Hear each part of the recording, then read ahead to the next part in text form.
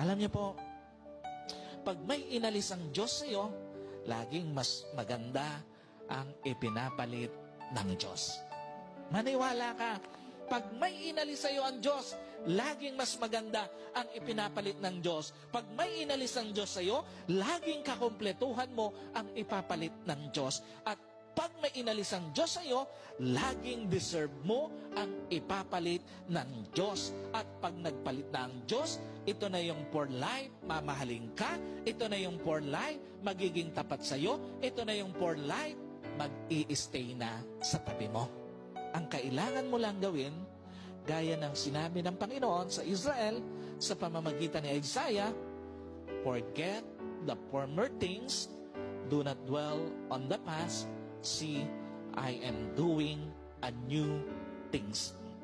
Sabi ng Panginoon, kalimutan mo na yung mga nakaraan.